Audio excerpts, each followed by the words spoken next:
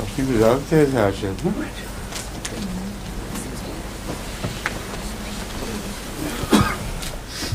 आज डॉक्टर साहब नहीं आए, डॉक्टर मुजीबुल हक साहब आ जाते हैं। कल मैंने वो एटम के मुतालिक बताया था ना, किस तरह उसके बाहर इलेक्ट्रॉन घूमते हैं और उसका साइज असल से जो बहुत बड़ा दिखाई देता है। उस पर मुझे किसी ने इशारा किया इस बात की तरफ कि शायद लोग ये समझ रहे हैं कि अकेला एक एटम घूमता रहता है बाहर।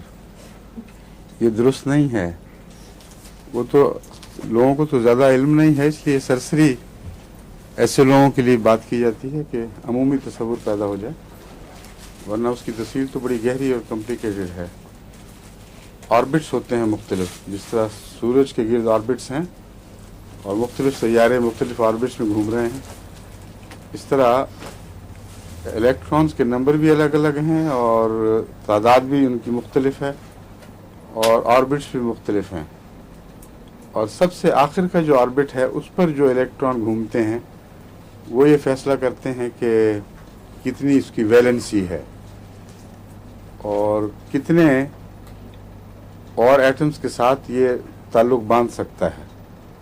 4 वैलेंसीज तक होती हैं, यानी एक चीज़ अगर हाइड्रोजन के 4 एटम कार्बन के साथ मिल जाएं तो ये दोनों मुतमईन हो जाएंगे और एक स्टेबल कंपाउंड बन जाएगा। मगर इसकी तफसील में जाने की ज़रूरत नहीं, सिर्फ याद रखें कि मुख्तलिफ ऑर्बिट्स हैं और मुख्तलिफ ज़ावियों पर घूम रहे होते हैं। लेकिन एक अजीब बात यह है जो दिलचस्पी की लायक है कि इनका जो स्पिन है, एक तो ये कि वो इतना तेज़ है कि वो धुआं सा दिखाई देगा अगर ज़्यादा से ज़्यादा अगर दिखाई भी दे तो, क्योंकि 1,86,000 मील की रफ्तार से एटम जैसे छोटे ज़र्रे के इर्द गिर्द कोई चीज़ घूमे तो अंदाज़ा करें कि 1 सेकंड में कितने चक्कर लगाती होगी। तो वो चक्कर समझ लें या एक फ्लैश है बिजली का, हर वक्त रहता है वहाँ, और इससे ज़्यादा उसकी कोई हकीकत मालूम नहीं हो सकती।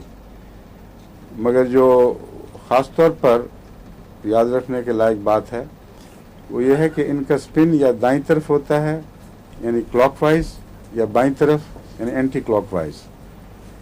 और ये बहस लंबी है कि किस तरह पता चलता है कि दाईं तरफ घूम रहा है एटम, जो इलेक्ट्रॉन्स हैं दाईं तरफ घूम रहे हैं या बाईं तरफ। और एक ही चीज़ के इलेक्ट्रॉन दोनों तरफ घूम सकते हैं, लेकिन ज़िंदगी जिन ज़र्रों से बनी है, कार्बोहाइड्रेट्स वगैरह से, उनमें सब में राइट स्पिन है और जो लेफ्ट स्पिन वाले हैं उनको ज़िंदगी इस्तेमाल नहीं करती। यहाँ तक कि अगर मसलन शुगर है, उसका एक फार्मूला है C12H24O12 है, क्यों जी? 5 C12H24O12, ये शुगर का फार्मूला है ना। कार्बोहाइड्रेट नहीं, जो ग्लूकोज है उनका C6H12 और O6 होता है, ठीक, तो इसलिए इसका डबल होता है शुगर का, ठीक है, यही होगा जी। मगर जो भी हो, शुगर के अंदर जितने भी एटम्स हैं वो राइट स्पिनिंग हैं, उनका इलेक्ट्रॉन क्लॉकवाइज घूम रहा है। और यही केमिकल एंटी क्लॉकवाइज घूमने वाले इलेक्ट्रॉन्स वाले भी मौजूद हैं। अगर उनसे शुगर बनाई जाए जो बहुत महंगी बनती है, यानी लेबोरेटरी में सिंथेसाइज की जाए, तो वो शुगर अगर एक इंसान खाएगा तो उसको मज़ा मीठे का आएगा और एक ज़र्रा भी उसका, एक एटम भी जज़ब नहीं होगा, क्योंकि ज़िंदगी उसको कबूल नहीं करती। अब शुगर हैं दोनों, फार्मूला एक है, लेकिन एटम के इर्द गिर्द जो इलेक्ट्रॉन्स घूम रहे हैं उनके घूमने ने ये फैसला किया है कि ज़िंदगी उसे कबूल करेगी कि नहीं। और जो रॉन्ग स्पिनिंग हैं उनको ज़िंदगी जज़ब नहीं करती, हालांकि मज़ा मीठे का आएगा, तमाम प्रॉपर्टीज़ मीठे वाली हैं, लेकिन सिर्फ स्पिन से फ़र्क पड़ जाता है। और मुख्तलिफ जो हमारे एलिमेंट्स हैं उनके वज़न मुख्तलिफ हैं। हाइड्रोजन सबसे हल्की है, इसलिए कि उसके अंदर जो मरकज़िया है उसमें एक प्रोटॉन, एक न्यूट्रॉन और एक प्रोटॉन होता है अकेला, न्यूट्रॉन होता ही नहीं। अच्छा, अगर न्यूट्रॉन होगा तो आइसोटोप बन जाएगा। एक प्रोटॉन और एक इलेक्ट्रॉन घूम रहा है। और हीलियम में कितने होते हैं? दो इलेक्ट्रॉन और दो प्रोटॉन्स। ठीक है, लेकिन बाद ऐसे एलिमेंट्स हैं जिनमें एलिमेंट वही रहता है, लेकिन इलेक्ट्रॉन्स की तादाद और प्रोटॉन्स की तादाद बढ़ जाती है, और उनको आइसोटोप्स कहते हैं। उनका वजन वही होता है। मसलन कार्बन 12 है, कार्बन 12 में इलेक्ट्रॉन की तादाद वही रहती है, अंदर न्यूट्रॉन्स की तादाद बढ़ जाती है। यही होता है। हाँ, न्यूट्रॉन्स की तादाद बढ़ जाती है, जिसकी वजह से वजन डबल हो जाता है। न्यूट्रॉन पता किसको कहते हैं? नो इलेक्ट्रिकल चार्ज, जिसमें दोनों इलेक्ट्रिकल चार्ज होते हैं। अच्छा, और मिलकर नेगेटिव कर देते हैं एक दूसरे को, नलिफाई, चार्ज के लिहाज से जीरो कर देते हैं। प्रोटॉन वो सबसे छोटा ठोस जर्रा जिंदगी का है जो जिसके ऊपर पॉजिटिव चार्ज होता है, और उसके मुकाबले पर उससे बहुत ही हल्का एक इलेक्ट्रॉन का जरा नेगेटिव चार्ज वाला है। प्रोटॉन अगर मरकज में एक होगा तो उसके गिर्द उसी की कशिश से इलेक्ट्रॉन उसके गिर्द घूमेगा। अगर वो क्लैप्स हो जाए इलेक्ट्रॉन तो प्रोटॉन को न्यूट्रॉन बना देगा। बस मुख्तलिफ जो वजन किए जाते हैं कि फलां की चीज़ का इतना वजन है, फलां चीज़ का इतना वजन है, उसको प्रोटॉन जमा न्यूट्रॉन के वजन से नापा जाता है। और जहाँ तक उसका केमिकल शक्ल का ताल्लुक है, क्या चीज़ है वो सिर्फ प्रोटॉन से पता चलती है। मसलन कार्बन मैंने बताया ना, उसके 12 प्रोटॉन्स हैं अंदर और 12 इलेक्ट्रॉन उसके गिर्द घूम रहे हैं। अगर 2 न्यूट्रॉन्स और हो जाएं उसमें तो वजन उसका दो हिस्से बढ़ जाएगा, क्योंकि प्रोटॉन न्यूट्रॉन का वजन करीबन बराबर ही होता है, इलेक्ट्रॉन का तो वजन कोई होता ही नहीं करीबन। उसको कहेंगे कार्बन 12 ना कार्बन 14, यानी उसको 12 की बजाय उसके अंदर 14 मरकज़िये मौजूद हैं, और उसी निस्बत से उसका वजन बढ़ जाता है। इसमें हो सकता है मेरी याददाश्त की वजह से कुछ पुरानी बातें पड़ी हुई हैं, गलती हो गई हो, तो इसलिए ना इसमें घबराने की ज़रूरत है ना दुरुस्ती की ज़रूरत है। जिसको शौक़ होगा वो देख लेगा, मगर अमूमी तस्वीर यही है जो मैं बता रहा हूँ कि हर मादे का अपना एक वज़न है, और उसका वज़न बदलने के साथ ज़रूरी नहीं कि उसकी सिफ़ात बदल जाएं, यानी उसकी हैसियत, उसकी ज़ात बदल जाए। अगर प्रोटॉन्स बदलेंगे और उसके मुताबिक इलेक्ट्रॉन्स भी बदलेंगे तादाद के लिहाज से, तो एक एलिमेंट दूसरी एलिमेंट में तब्दील हो जाएगा। मसलन मरकरी और गोल्ड में एक प्रोटॉन का फ़र्क है। अगर एक प्रोटॉन ज़ायद कर दिया जाए या कम कर दिया जाए तो मरकरी गोल्ड में, गोल्ड मरकरी में तब्दील हो जाता है। इसी तरह नीचे से ऊपर तक इन्होंने टेबल बनाई हुई है।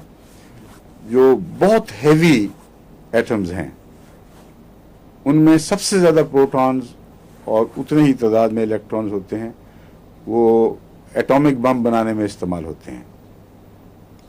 और एटॉमिक बम में होता यह है कि जिस तरह आप चूड़ी तोड़ें तो एक होता है ना, चूड़ी में कहते हैं इसकी मोहब्बत निकाली, बीच में से टुकड़ा एक टूट के बीच में रह गया।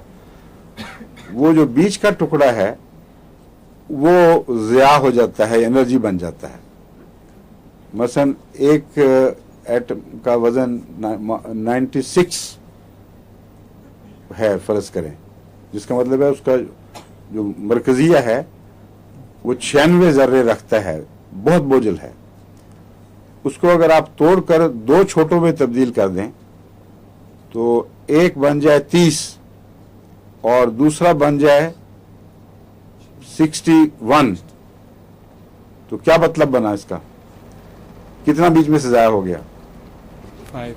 5।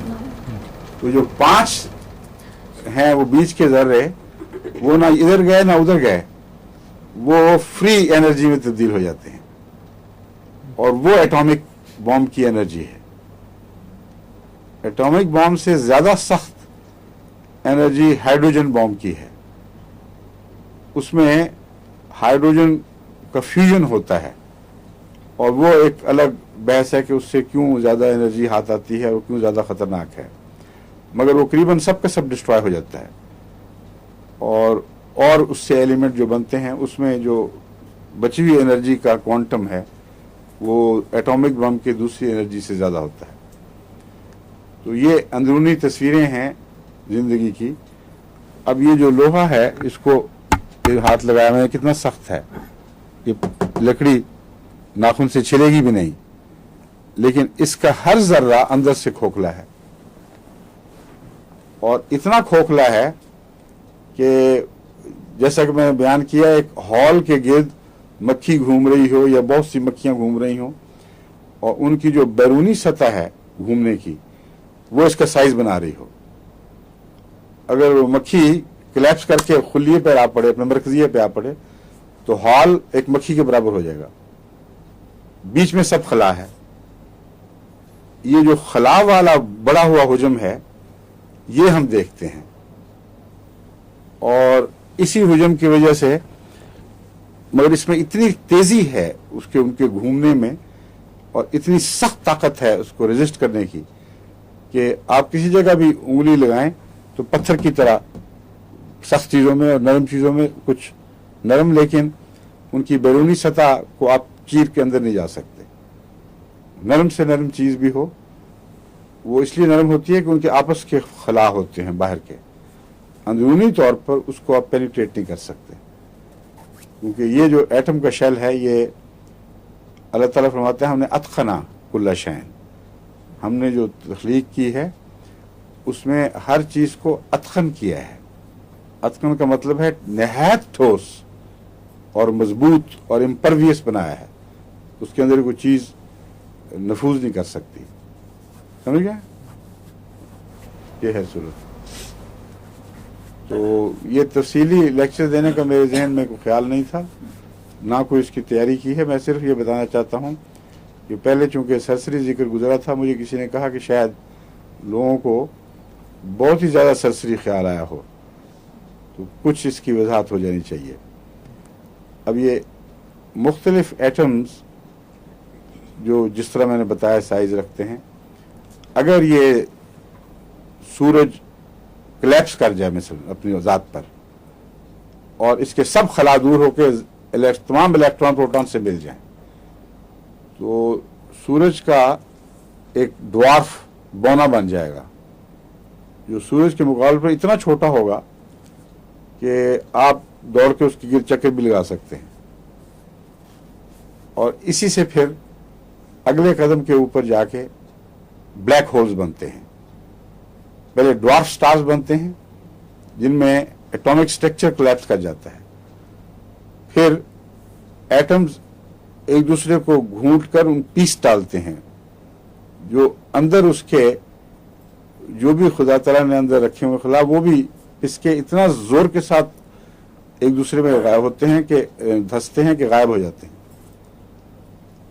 और अगर उसका एक छर्रा ब्लैक होल का जमीन के साथ तोला जाए एक तरफ, तो जमीन उसके सामने यूं उछल जाएगी, यूं हल्की हो गए कि उसकी कोई हैसियत नहीं। वहाँ एक छर्रा होगा और इस तरफ वो जमीन, लेकिन ऐसी कोई चीज़ ही नहीं जिसपे वो छर्रा रखा जा सकता हो।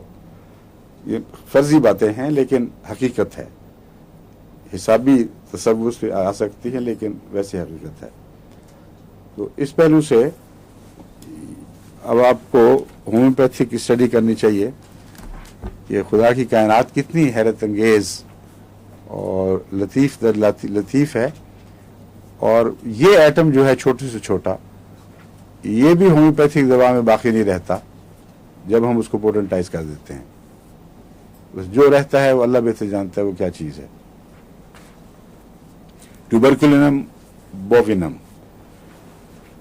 ये बर्नेट ने सिल के मादे से दवा बनाई थी, उसका नाम ट्यूबरकुलिनम है, और बर्नेट ने सबसे ज़्यादा इस पर काम किया है, और उसी के हवाले से आगे फिर होम्योपैथ इसके असरात की बातें करते हैं। और कैंट ने भी इसको दवा को बहुत अहमियत दी है। इसकी जो बुनियादी सिफ़ात हैं वो आपको याद रखनी चाहिए, इससे आपको दूसरी सिर्फ इससे बरह रास्त ताल्लुक़ वाली बीमारियों में नहीं बल्कि दूसरी बीमारियों में भी बहुत मदद मिलेगी। नोजोड कहेंगे इसे? ये नोसोड है, नोजोड या नोसोड। हाँ। नोजोड का मतलब है कि किसी बीमारी के गंदे मादे से, उसके ताफुन से कोई दवाई बनाई जाए और उसको अगर बहुत ही ज़्यादा लतीफ़ कर दिया जाए, होम्योपैथिक में तब्दील कर दिया जाए, तो असल गलाजत या गंदगी का कोई ज़र्रा बाकी नहीं रहता, लेकिन उसकी याद एक ताकत बनकर मौजूद हो जाती है। इसलिए उससे फिर उस वैसी बीमारियां, मिलती जुलती बीमारियां दूर करने में मदद ली जाती है। समझ गए?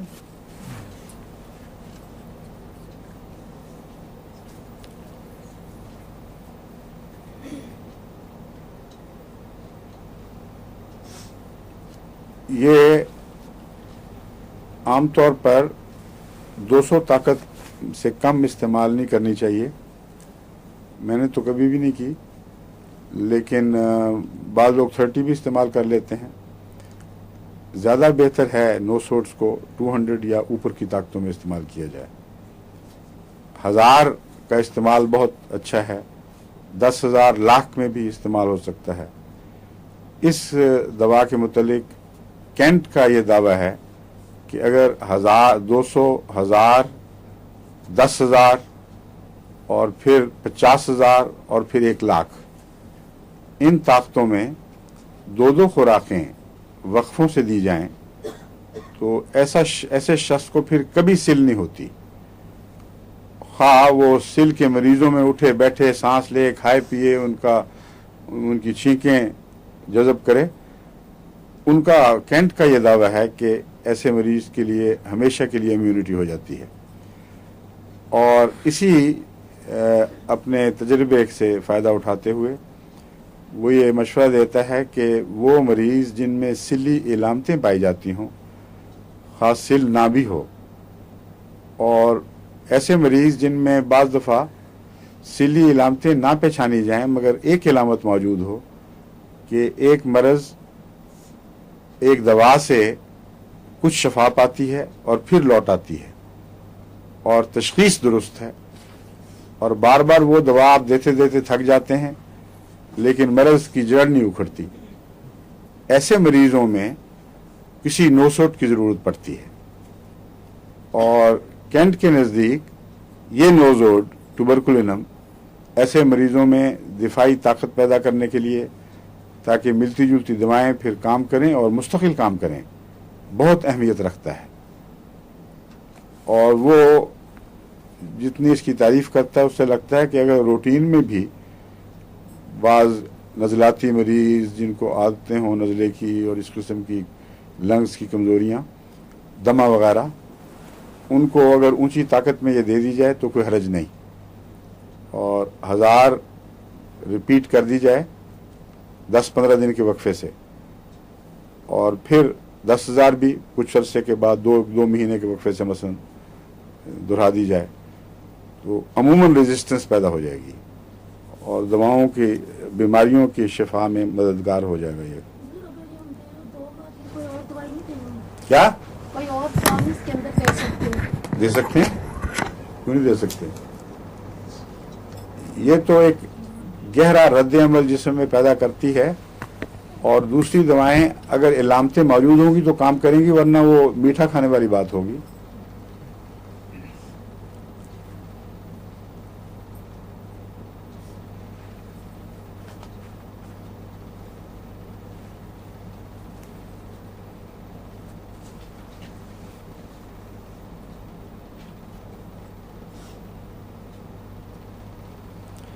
इसको वो एंटीसोरिक लिखते हैं डॉक्टर्स। एंटीसोरिक क्या होता है जल्दी अमराज में जी? सोरा कहते हैं, सोराइसिस से लफ्ज बना है। जल्दी अमराज। जिल्दी अमराज, वो जिल्द पर जाहिर हों या अंदर हमला करें, लंग्स पर जाहिर हों, वो सारी सोरिक अमराज कहलाती हैं और इसको एंटीसोरिक कहा जाता है। लेकिन बर्नेट इसको इसरार करता है कि इसको अपनी ज़ात में एंटी ट्यूबरकुलर की कैटेगरी में दाखिल करना चाहिए।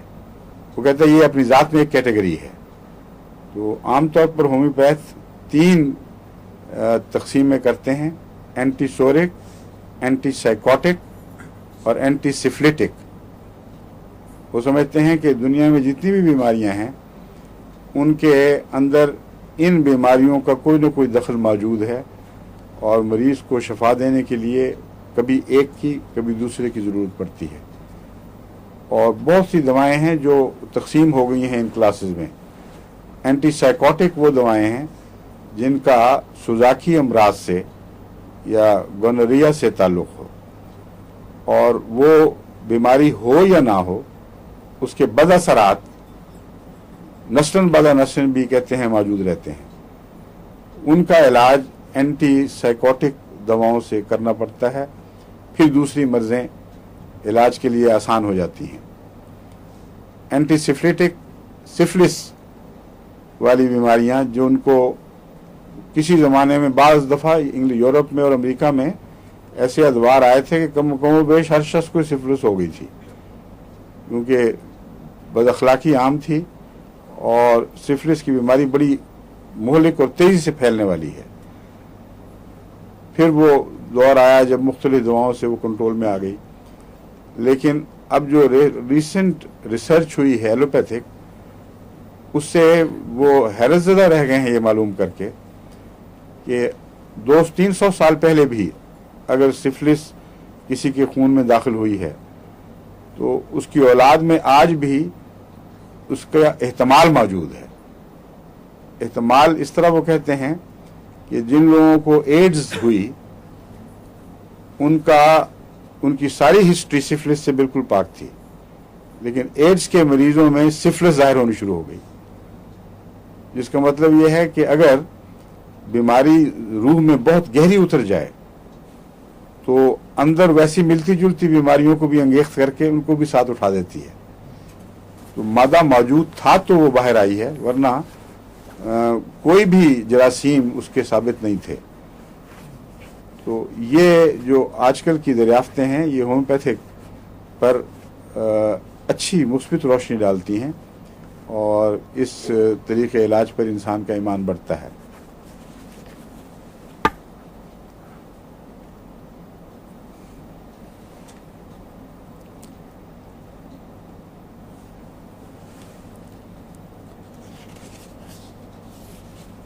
एक चीज़ जो इसमें मौजूद है सिर्फ लेकिन कम इस्तेमाल हुई है बाहर, वो है इंटरमिटेंट फीवर, जिनमें सबसे नुमायाँ मलेरिया है।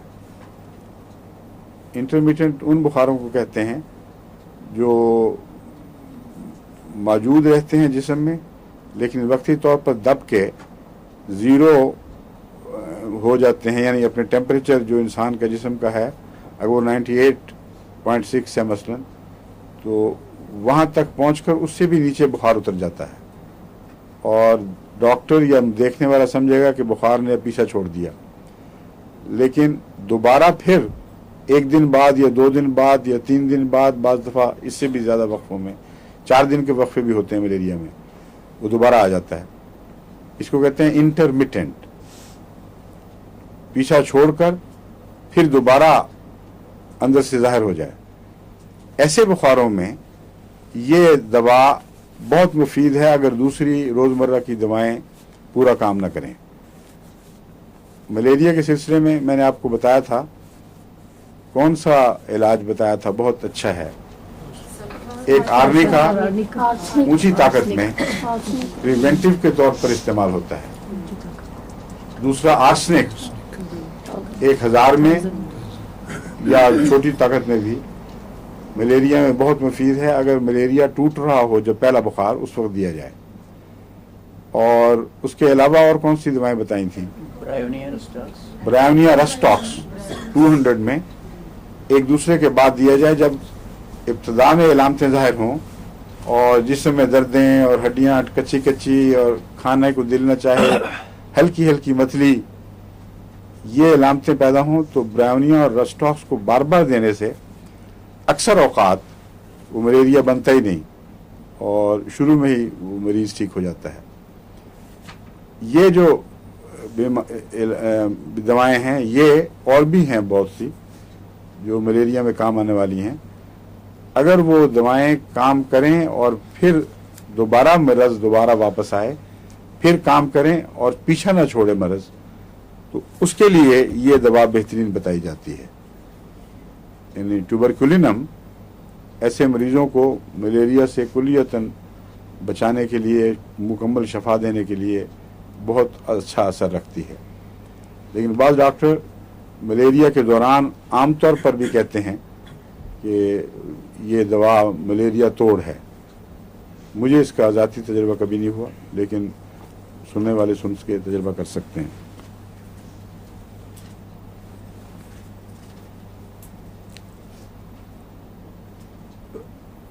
कैंट ने 200 नहीं शुरू किया हुआ। कैंट ने एक और जगह बेसिलिनम में 200 लिखा हुआ था, लेकिन ट्यूबरकुलिनम के मामले में वो लिखता है कि 10,000, 50,000 और सीएम, ये 3 खुराकें हैं जिनको दोहराकर इस्तेमाल किया जाए लंबे वक्फे से, तो ये सिल्ली अमराज की बीखकनी कर देती हैं और आइंदा नस्लों को भी इसके बदअसर से बचा लेती हैं।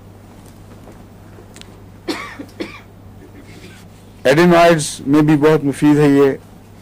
ट्यूबरकुलर ग्लैंड्स जो यहाँ दाएं भी, जिसको हम खिंजीरें कहते हैं उर्दू में, उनके लिए भी ट्यूबरकुलिनम बहुत मुफीद है।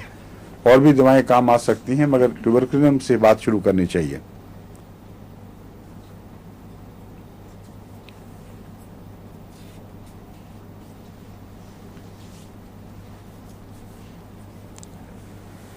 इसमें एक इलामत ऐसी है कि हर वक्त किसी और जगह जाना चाहता है मरीज, और ये ख्वाहिश कि मैं कहीं और जाऊं, ये और भी बाज़ दवाओं में पाई जाती है। मैंने बताया था किसमें? आर्निकम, ठीक है। थूजा में भी है ये बात, आर्निका में भी है कि, लेकिन अगर वहीं बैठे हुए करवट बदलना हो और बेचैनी हो तो वो आर्सेनिक है या रस्टॉक्स है। रस्टॉक्स और आर्सेनिक का फर्क जानते हैं क्या है? रस्टॉक्स में जो बेचैनी है वो दर्द की वजह से है। एक करवट जब इंसान लेटता है तो कुछ देर में वहां दर्द ठहर जाती है और हरकत से उसको कुछ सुकून मिलता है, तो करवटें बदलता है या जगह बदलता है अपनी ठहरी हुई दर्द को मुंतशिर करने के लिए। मगर आर्सेनिक में दर्द से इसका ताल्लुक नहीं है, बल्कि बेकरारी और बेचैनी से ताल्लुक है। और उसमें मरीज सिर भी मारता है, अगर जिस्म हरकत ना कर सके तो सिर हरकत करता रहेगा। बेचैनी है जो दरअसल हर चीज का मजहर है और उसकी जान है, आर्सेनिक की पहचान है। और आर्निका में ये ख्याल कि मैं यहाँ नहीं, मैं वहाँ अच्छा रहूँगा। जिस्मानी दर्दें भी हैं, लेकिन दर्दों को उससे कोई फ़र्क नहीं पड़ता हरकत से, लेकिन ये ख्याल कि मैं उस जगह जाके अच्छा हो जाऊँगा, वहाँ जाके अच्छा हो जाऊँगा, ऐसा मरीज़ सफ़र करता रहता है। वो दर्द के ताल्लुक में ऐसा करता है। उसकी जिस करवट भी लेटे वो सख्त नजर आती है, वो समझता है नरम बिस्तर भी वो पत्थर है, तो इसके साथ कुछ उसका ताल्लुक है। वो समझता है ये जगह ठीक नहीं है, किसी और जगह जाऊं तो मुझे आराम आएगा। लेकिन ये जो दवा है इसमें कांस्टेंट डिजायर है, एक ख्वाहिश है कि मैं जगह बदलूं और कहीं और चला जाऊं।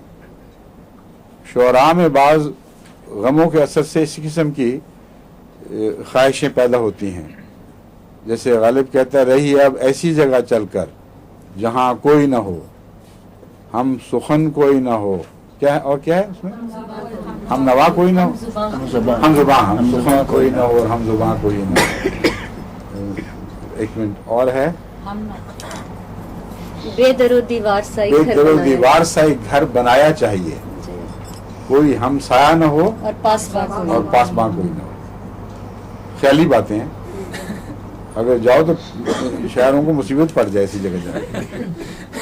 ये तो अपनी जात में ही अपने आप को पालने के अहल ही नहीं होते, मगर ख्यालात की दुनिया है, तमन्ना है, ये तमन्ना इसमें पाई जाती है। अगर गालिब को एक 10,000 की खुराक दे दी जाती है तो बैद नहीं कि उसकी ये तमन्ना ठीक होती है, मगर उस शेर से हम मालूम हो जाते हैं। इस गजल का कोई और रंग हो जाता है। और एक और शायर ने भी यही बात कही है चांद के हवाले से, तेरे मामूरे में ऐसा भी है गोशा कोई जिसमें इंसान को सताए न तमन्ना कोई, और निश्तर न लगाए गमे दुनिया कोई, काश ऐसा हो तो ए चांद बुला ले मुझको, अपने आगोश तमन्ना में छुपा ले मुझको।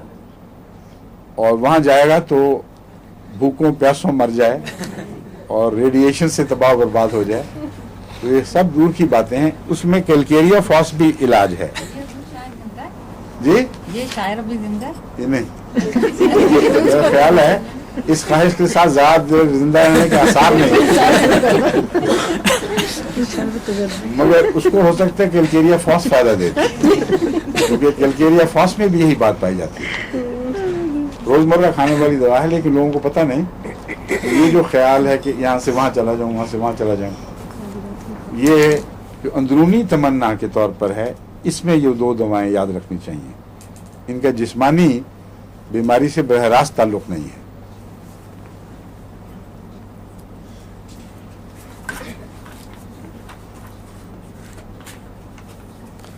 एक और बात याद रखनी चाहिए कि बहुत से सिल के मरीज पागल हो जाते हैं और सिफिलिस के मरीज भी बहुत से पागल हो जाते हैं।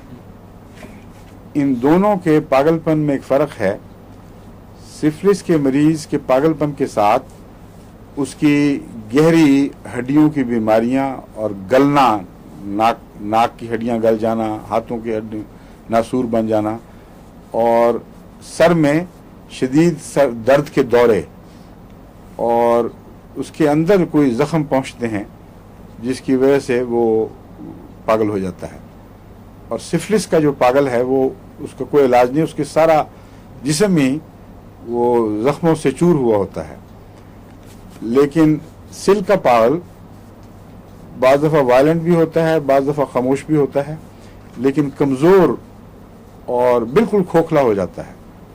वह ऐसी औरतें हैं जो लंबे अरसे से बीमार हैं, किसी को पता नहीं क्या बीमारी है, अंदर अंदर सिल खा गई है, तो वो जब पागल होंगी तो बाज़ दफ़ा पागलपन के दौरे में जो आम ताकत है उससे 10 गुना ज़्यादा ताकत आ जाती है, वो वायलेंस भी होती है। वो उस वक्त जबकि दिमाग में जोश पैदा हो, वरना आम हालात में एक तरफ बैठी हुई अपने ख्यालात में खोई हुई या फजूल बातें करती रहेंगी। ज़्यादातर औरतों में ये बीमारी सिल के पागलपन की देखी गई है। तो इसको अगर पागलपन के ऐसे आसार हों, उसमें ऊंची ताकत में देना हो सकता है एक मरीज़ को पागलपन से बचा ले, लेकिन ज़ाती तौर पर मैंने कभी इसका तजुर्बा नहीं किया, मगर लोग कर सकते हैं। ये इसमें लॉजिक है, बात दुरुस्त दिखाई देती है।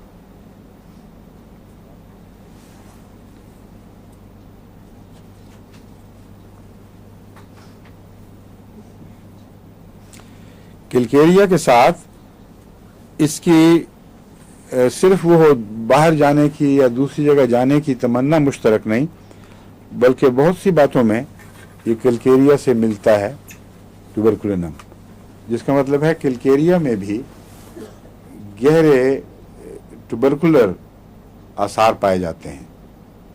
और इस पहलू से किलकेरिया कार्प का जब आप मुताला करते हैं तो सल्फर से भी आगे है वो दवा।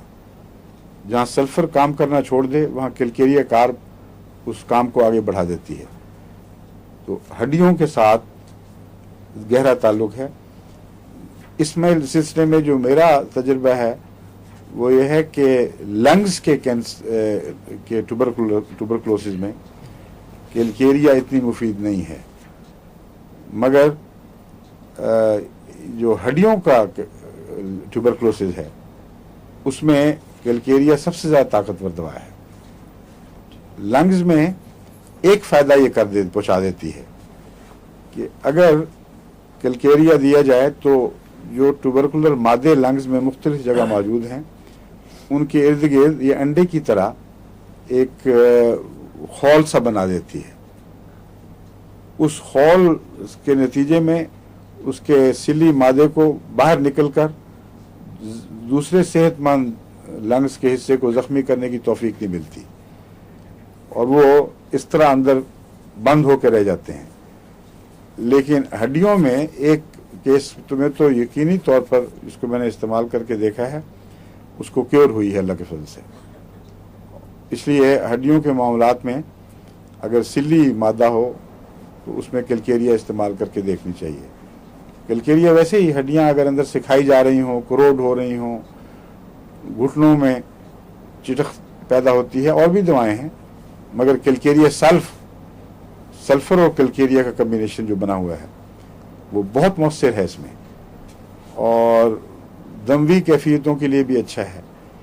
कैलकेरिया सल्फ एक और बीमारी के लिए जो बहुत मूजी और तकलीफ दे है, बहुत अच्छी दवा है, बताया था मैंने आपको, याद है?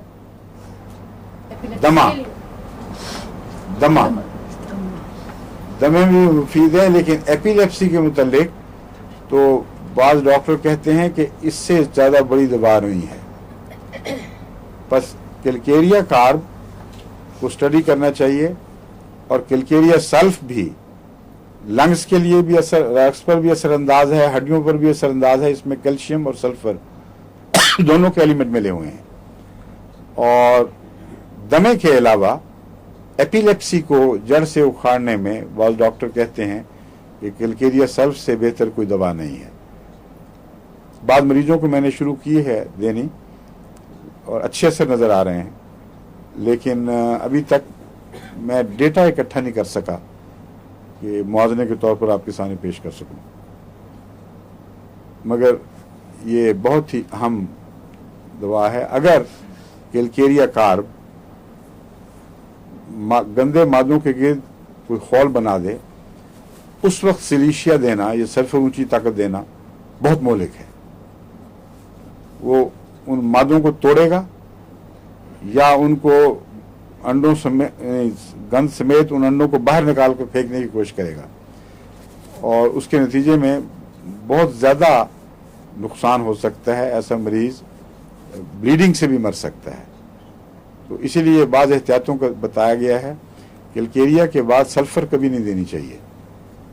कैलकेरिया के बाद अगर सल्फर की इलामतें हों और तकाजा कर रहा है जिस्म, तो उस सूरत में पहले लाइकोपोडियम दे दें। कैलकेरिया के तमाम असरात को वो नरमी के साथ दूर कर देता है और सल्फर कबूल करने के लिए जिस्म को तैयार कर देता है।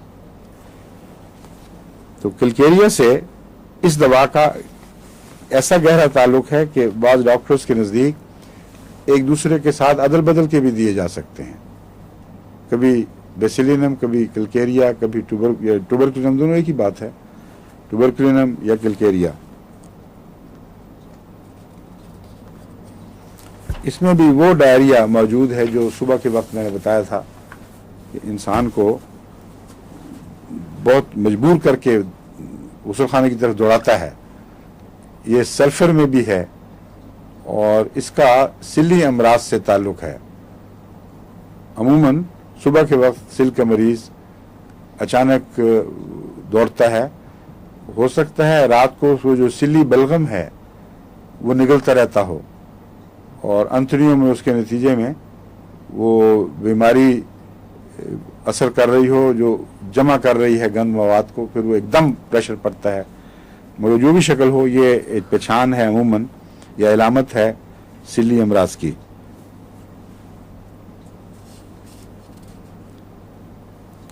जनरल रिलैक्सेशन ये इस दवा में पाई जाती है बहुत नुमायाँ। बाज़ लोग मुझे लिखते हैं, बाज़ औरतें लिखती हैं कि सब कुछ यूँ लगता है कि लटक गया है और कोई चीज़ संभाली नहीं जा रही, मस्कुलर सिस्टम लगता है बिल्कुल कमज़ोर हो गया है। और ये इस दवा में, ट्यूबरकुलिनम में, बहुत नुमायाँ तौर पर मौजूद है। और इसमें एक और बात भी है कि बच्चा बाज़ दफ़ा पेशाब करता है तो उसकी आंत बाहर आ जाती है, इजाबत के साथ बाल बच्चों की आंत बाहर आती है। और इस बीमारी में भी आंत का बाहर आना, और बल्कि पेशाब बच्चे ने किया और आंत वैसे बाहर आ गई, ये बीमारी वहाँ पाकिस्तान और हिंदुस्तान में अमूमन बच्चों में नज़र आती रहती है, यानी बहुत ज़्यादा ना सही लेकिन आए दिन नज़र आती है। उसमें ट्यूबरकुलिनम को नहीं भूलना चाहिए, ये अमूमन मुफीद है। और नीचे गिरने के, अज़ा के नीचे गिरने के एहसास में, खा वो मर्दाना अज़ा का एहसास हो या जनाना अज़ा का एहसास हो, उसमें ये दवा बहुत फ़ायदेमंद साबित होती है।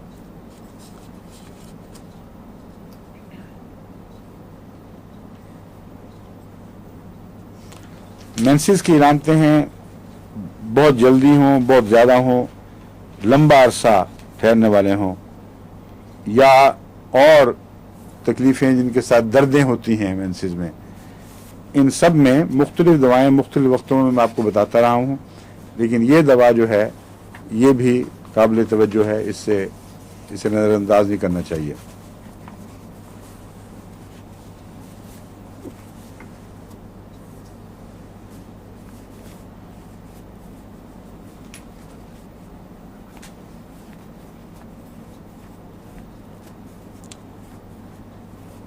हार्ड ड्राई शेकिंग कॉफ जो लंबी और क्रॉनिक हो, आर्जी नज़ले ज़ुकाम के नतीजे में ना हो बल्कि ठहर जाए, उसमें यह दवा मुफीद है।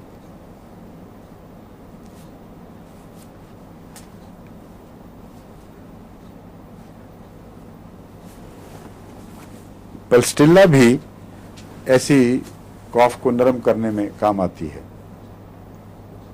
बाज़ दफ़ा स्टेनम दी जाए तो वो खुश्की की तरफ मायल कर देती है बलगम को निकाल के, और उसके बाद अगर पल्स्टिल्ला दी जाए तो वापस स्टेनम में तकलीफ़ कम होती है और बलगम जल्दी उखड़ के निकल रहा होता है।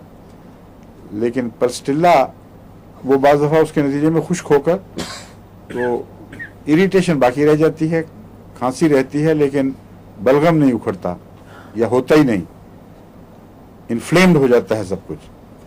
उस सूरत में अगर पल्स्टिल्ला दी जाए तो वो अगर शफा ना भी कर सके तो उसे वापस स्टेनम की हालत में धकेल देती है, और स्टेनम फिर नरमी से उसका इलाज करता है और ज़िंदगी को निस्बतन आसान बना देता है।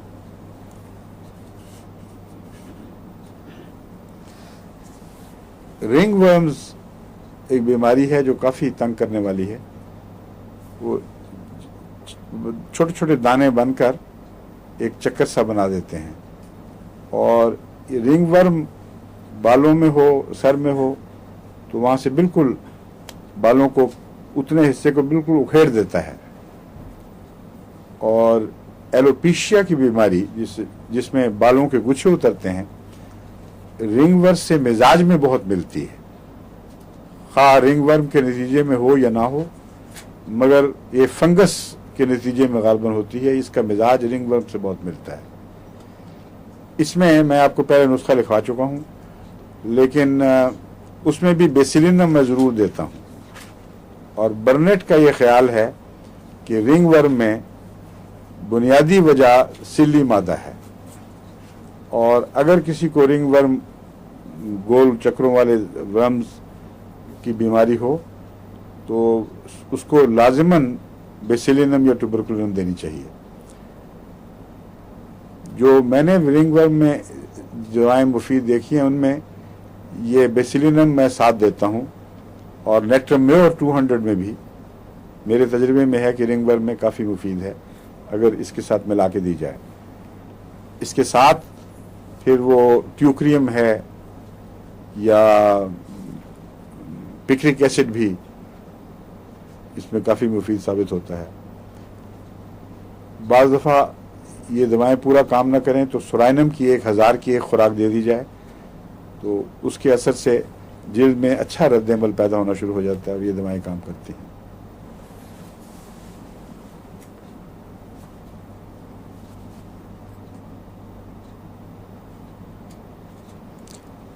सोते में झटके, मसल्स की ट्विचिंग, ये भी इसमें ट्यूबरकुलिनम में एक नुमाया अलामत है, लेकिन इसमें बहुत सी मुख्तलिफ दवाएं काम आती रहती हैं।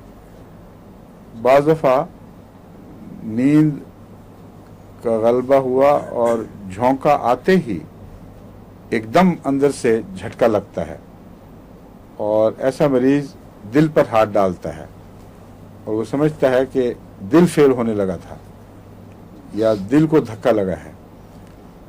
ऐसे मरीज के लिए बेसिलिनम की बजाय ग्राइंडीलिया 30 में बहुत मुफीद दवा है। छोटी ताकत में भी, 6 में भी बहुत अच्छा काम करती है। ग्राइंडीलिया के मरीजों में मैंने बहुत देखा है, अगर ये तशखीस दुरुस्त हो तो एक ही खुराक मरीज को सारी रात आराम से सुलाएगी। और बाज़ मरीज़ों को मैंने ये दिया कि अपने पास रखें, क्योंकि उनको होता था तो वो अपने सफ़र में रखते थे और वो बताते रहे हैं मुझे कि एक ही खुराक खाने से फ़ौरन आराम आ जाता था। लेकिन उसके मुतालिक जो मैंने गौर किया है उसका मैदे से ताल्लुक़ है। मैदे और आसाब, जब मैदे में तेज़ाब ज़्यादा हो और आसाब में तनाव हो तो दोनों के मिलने से ये नींद की ख़ास हालत में झटका लगना, ये इसकी इलामत है ग्राइंडीलिया की। और आम तौर पर डायफ्राम जब धड़क कर दिल की तरफ जाता है तो उस वक्त ये एहसास होता है कि अंदर से कुछ दिल बैठने लगा है, पकड़ा गया है, और ऐसा मरीज फौरन दिल को क्लच करता है, हाथों से यूं पकड़ने की कोशिश करता है और कुछ देर के लिए उसमें जान नहीं रहती। एसिड डेबिलिटी जो मैं बताता रहा हूँ आपको, तेजाबी मादा हो तो जिससे में कमज़ोरी पैदा होती है, उसका हमला भी साथ ही होता है ऐसे मरीज पर। तो ये बिल्कुल वाज़ेह पहचान है, इसमें अल्लाह के फजल से कभी भी आपको गलती नहीं लगेगी। लेकिन और भी दवाएं हैं, मसलन आर्सेनिक भी बाज़ दफ़ा ग्राइंडीलिया दिया है, मैं रूटीन में नहीं शुरू कर दिया था मैंने, फिर पता चला कि रूटीन में काम नहीं आता। बाज़ मरीज़ों को आर्सेनिक से ये फ़ायदा हुआ है, बाज़ों को दूसरे दवाओं से, स्टेमोनियम में भी है, लेकिन ट्यूबरकुलिनम में ये अमूमी मिजाज पाया जाता है। इसमें सारे जिस्म का झटका नहीं है, बल्कि जिस्म के मुख्तलिफ उज़लात का धड़कना और झटके लगना, लेकिन वो नींद के साथ है ताल्लुक़। बाज़ मरीज़ हैं जो मैंने आपको बताया था, एक करवट लेटे हैं और दूसरी तरफ धड़कने लग गई है, उस तरफ लेटे हैं तो पहली तरफ धड़कने लग गई है। बाज़ ऐसे हैं जिनमें जिस तरफ लेटते हैं वो तरफ धड़कने लग जाती है और उसमें स्पेज़म आ जाता है। इसकी मिसाल सिमिसिफ्यूजा याद है जी, और दूसरे की मिसाल क्या है जिसमें दूसरी तरफ धड़कती है? शुरू में पढ़ाया था, मुझे याद तो थी लेकिन इस वक्त ज़हन में आ नहीं रही। आम दवा में इस्तेमाल किया करता था, हैं? नहीं, नून तो उसमें आता है लेकिन सैंग्विनेरिया नहीं है, हैं? नहीं, वो शुरू की दवाओं में आपको मैंने पढ़ाई थी। गैरिकस तो नहीं? नहीं, क्या?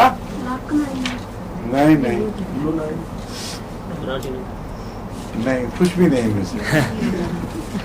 वो दवा ऐसी है जिसमें मरीज बेहोश भी हो जाता है और जिस तरफ लेटा है उसकी दूसरी तरफ ऊपर की तरफ पूरी की पूरी धड़कती है और सख्त स्पैज़म्स पैदा होते हैं, और उसका नाम इस वक्त ज़हन से उतर गया है। तुम्हें याद नहीं? मैं कहीं पर नहीं जी, नहीं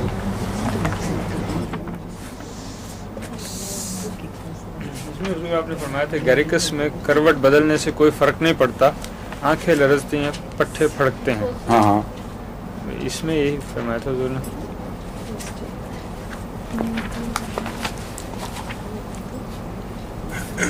وہ دوا جو ہے وہ جب تک یاد نہیں آئے گی سر کھائے گی. ہاں؟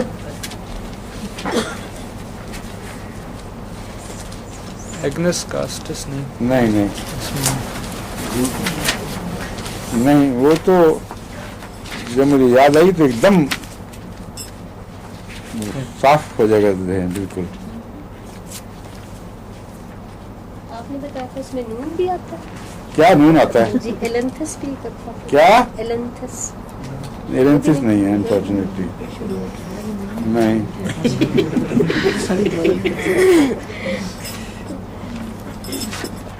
شمبھوکش ناگر بھی نہیں ہے. جی نہیں یہ نہ ہو کہ یاد آئے تو نون ہی نہیں نکلے اس میں سے.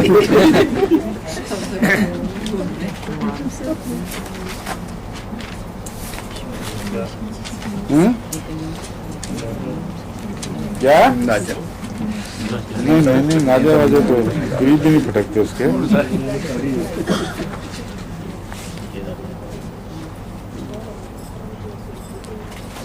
جو میں نے ابتدا میں دعائیں پڑھائی تھی نا انہی میں حضور. ان میں اس پر میں نے بڑی تفصیل سے روشنی ڈالی ہوئی ہے. اور ایسے بچے جن کو جھٹکے لگتے ہوں بے ہوش ہو جائیں. جی ایگنس کاسٹس سے کم نہ. ہے. اب تو اتنی دوائیں آپ لوگوں نے بتائی ہیں کہ معاملہ کنفیوز ہو چکا ہے. کیا لاش کرنا مشکل ہو گیا. ہاں جی. بہت زیادہ آ گئی.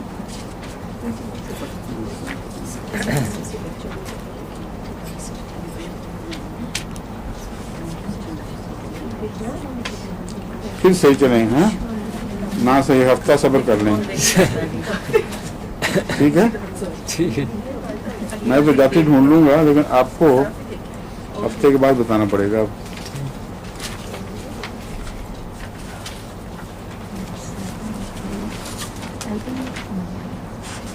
رینانکولس بلبس یاد آ گئی. ایک نون نہیں بلکہ دو نون ہیں. کون سی سر؟ اچانک یاد آئی ہے. رینانکولس بلبس. اچھا نام ہی پہلی دفعہ سنا حضور. واقعی نہیں کئی دعائیں جو پڑھا چکا ہوں لگتا ہے آپ نے پہلی دفعہ نام سنا ہے. یہ پہلی دفعہ. اچھا رینانکولس بلبس ہے. ٹھیک ہے بہت اچھا. نکالو رینانکولس.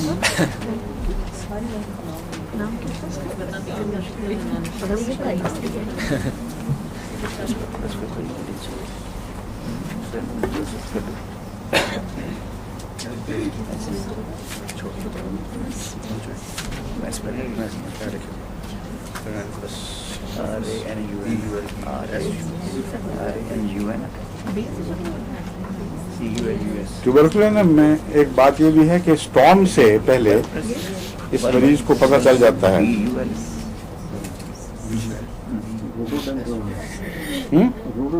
اس میں بھی ہے لیکن اس میں بہت نمایاں ہے.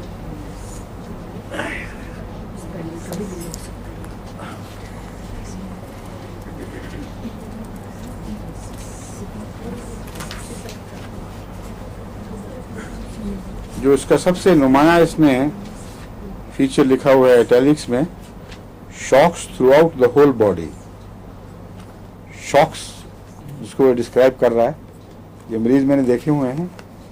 رینانکولس میں یہ بات ہے کہ جس کروٹ مریض لیٹا ہوا ہے اس کی دوسری طرف پوری ہل رہی ہے جھٹکوں کے ساتھ. تو میں نے پڑھایا نہیں تھا آپ کو پہلے رینانکولس کسی دوائی کے ذکر میں بتایا ہے. دوسری اچھا اکیلی نہ سے نہیں اس کی نہیں تھی دوسری تھی. سنا ہی نہیں نام. نہیں وہ میں بھی ایسی بات نہیں کہہ سکتا. رینانکولس میں تو باہر نظر آتے ہیں جھٹکے صاف. یہ نام نہیں تھا نا دوسرا تھا. نہیں اچھا یہ نہیں بتائی کچھ ملتی جلتی ہے نام سے دوسری تھی. پتا تو لگ گیا نا. یہ بدل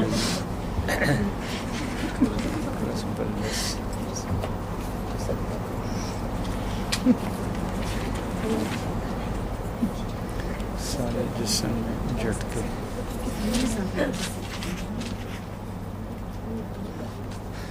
इसमें ज़्यादा बातें नहीं लिखी हुई,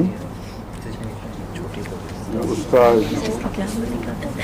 जो लिम्स के साथ जो ख़ास अलामत मैं बता रहा हूँ वो इसमें कहीं मिलती नहीं, मगर एक चीज़ इसने दी हुई है नुमाया तौर पर कि झटके लगते हैं, वो मैं आपको बता ही चुका हूँ। Always worse before a storm, ये भी ट्यूबरकुलिनम था। एसिड्स का मैंने आपको बताया था, म्यूरेटिक एसिड शुरू किया था कि नहीं?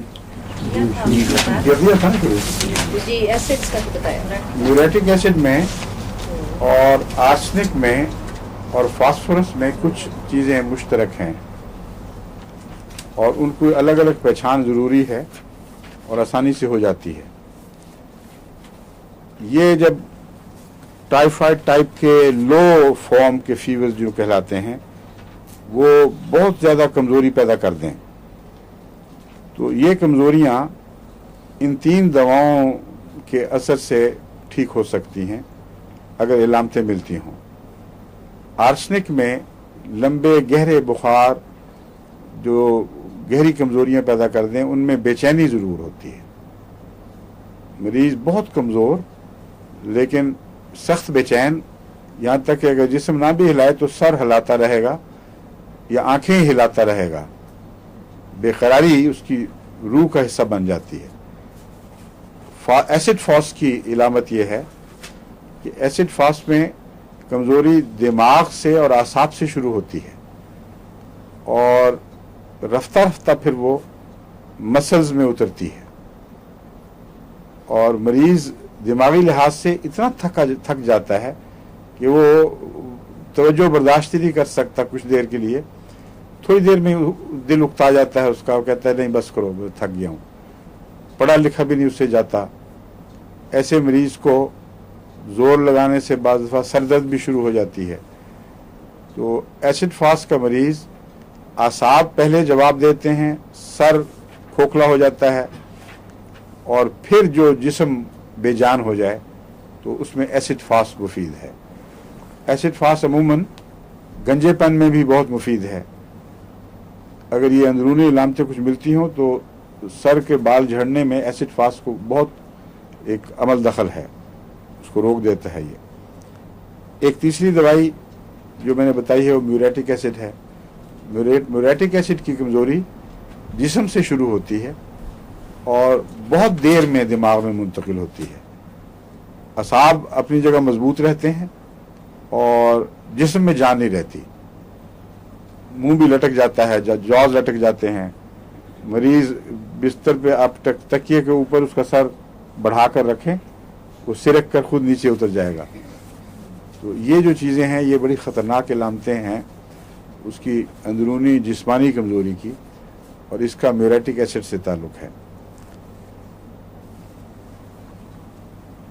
इसमें ऑक्सीपिटल हेडेक इसकी एक नुमाया निशान है, जो पीछे से सर दर्द शुरू होती है और उसकी पहचान ये है कि उसका विजन के साथ भी ताल्लुक़ होता है। म्यूरेटिक एसिड में अगर सर दर्द पीछे से शुरू होगी तो नज़र भी धुंधला जाएगी और इससे फिर वो पहचाना जाती है। बाज़ दफ़ा बाज़ दवाओं बाज़ बीमारियों में नज़र आधी रह जाती है, ऊपर की आधी नहीं देख सकता इंसान, ऊपर का आधा नहीं देख सकता या नीचे का आधा नहीं देख सकता या दाएं या बाएं का आधा नहीं देख सकता। म्यूरेटिक एसिड में अगर ये तकलीफ हो तो ये परपेंडिकुलर है, ये ऊपर नीचे के प्लेन में नहीं बल्कि ऊपर से नीचे लकीर उतरती है, या दाईं तरफ की नज़र रह जाएगी या बाईं तरफ की रह जाएगी, और उसमें म्यूरेटिक एसिड मुफीद है काफ़ी। लेकिन अगर एक तरफ की आँख में थरथराहट पैदा हो जाए और नज़र जैसे लर्ज़ां हो गई है, यूँ मालूम होता है जैसे देखने वाले को भी पता लग रहा होगा कि मेरी आँख में कुछ चीज़ यूँ हिल रही है, उसमें रेस्टॉक्स चोटी की दवा है। 200 या 200 ना हो तो 1000 बहुत गहरा असर रखने वाली है और कई ख़तरनाक बीमारियों से बचा लेती है अल्लाह के फजल के साथ। एक ऐसे मरीज़ का मुझे याद है जिसके मुतल्लिक डॉक्टरों ने कह दिया था कि ये नज़र अब खा के बैठेगी, ये ऐसी बीमारी लग गई है कि हमारे पास कोई इलाज नहीं, क्योंकि वो लरजने लग गया था। हर चीज़ पहले एक तरफ से शुरू हुई, दूसरी तरफ में आ गई, और करीबन 10-15 दिन डॉक्टरों ने पूरा जोर लगाया, कुछ फ़ायदा नहीं हुआ। उस मरीज़ा को मैंने रस्टॉक्स के ऊपर रखा 200 पे, और अल्लाह का बड़ा फजल हुआ, वो चंद दिन के अंदर अंदर बिल्कुल ठीक हो गई। और ये वाक़या है करीबन 13-14 साल का, और अब तक ठीक है नज़र, कोई नुकसान नहीं हुआ। तो ये दवाएं अगर सही याद हों आपको तो मौके पर खुदा ताला के फजल के साथ कई किस्म की तकलीफ़ों और बीमारियों से जो आगे बढ़ सकती हैं निजात मिल जाती है। हाँ जी, अब कुछ बात पूछनी है तो पूछ लें, क्योंकि वक्त ख़त्म हो गया। ये जो मैंने आपको बताया था ना यूरिनेटिंग के साथ, वो जो प्रोलेप्स है ट्यूबरकुलिनम का, उसमें गलती से मैंने कह दिया था कि पेशाब के साथ वो आंतें बाहर आती हैं, वो म्यूरेटिक एसिड की इलामत है। इसको याद सही कर लें इस बात को। उसमें अमूमन गिरावट है, हर चीज़ नीचे गिर रही है, वो हिस्सा भी गिर जाता है, लेकिन बच्चा अगर पेशाब करे और आंत बाहर आ जाए तो उसका इलाज म्यूरेटिक एसिड।